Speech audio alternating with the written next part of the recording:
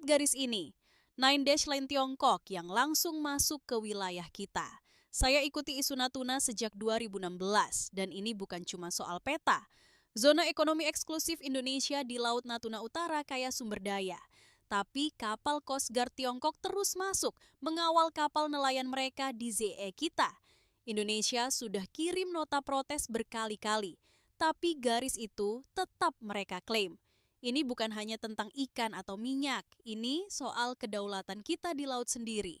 Laut Natuna Utara bukan sekadar air, tapi kedaulatan. Isu strategis muncul saat klaim sepihak Nine Dash Line mulai bersinggungan dengan wilayah ZEE kita. Mengapa ini penting? Karena disinilah energi dan masa depan ekonomi bangsa berada. Setiap hari, kapal asing mencuri ikan senilai miliaran rupiah dari perairan kita.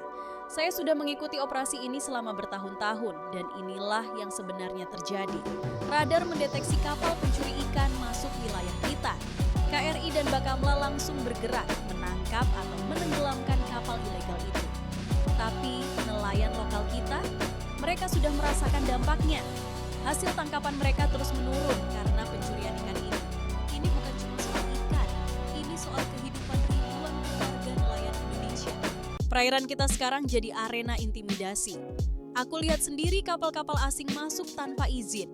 Nelayan tradisional kita cuma bisa menghindar. Mereka datang dengan kapal raksasa, memaksa nelayan kita mundur dari zona tangkap sendiri. Ini bukan cuma soal ikan, tapi soal siapa yang punya hak di perairan Indonesia. Keamanan maritim kita diuji setiap hari dan nelayan kita yang bayar harganya. Dampaknya nyata. Illegal fishing oleh kapal asing bukan hanya pencurian sumber daya, tapi pelecehan kedaulatan. Data kerugian Indonesia menunjukkan kerugian triliunan rupiah setiap tahunnya. Natuna bukan cuma pulau kecil di peta. Ini jalur vital energi dunia. Jutaan barel minyak dan gas melewati perairan kita setiap hari. Tapi posisi strategis ini juga bikin kita jadi target. Makanya KRI kita patroli non-stop dengan teknologi modern. Dan diplomasi kita di ASEAN terus memperkuat kedaulatan tanpa konfrontasi. Karena menjaga Natuna bukan soal perang, tapi strategi jangka panjang. Natuna bukan cuma pulau kecil di peta, ini jalur energi global, tempat kapal tanker dan gas LNG melewati perairan kita setiap hari. Tapi posisi strategis ini juga yang bikin Natuna jadi zona panas. Makanya KRI kita patroli rutin, menjaga kedaulatan di perairan yang jadi rebutan.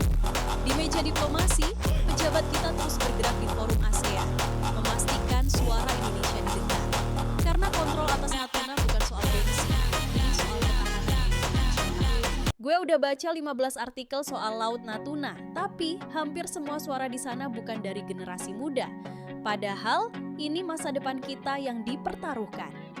Laut Natuna bukan cuma soal ikan atau batas wilayah.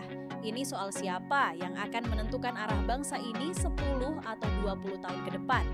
Dan kalau kita diam sekarang, keputusan itu akan dibuat tanpa kita. Suara muda untuk geopolitik bangsa Indonesia. Kedaulatan bukan hanya tugas TNI, tapi kesadaran kita bersama. Mari kawal Laut Natuna Utara, semua ini untuk Nusantara.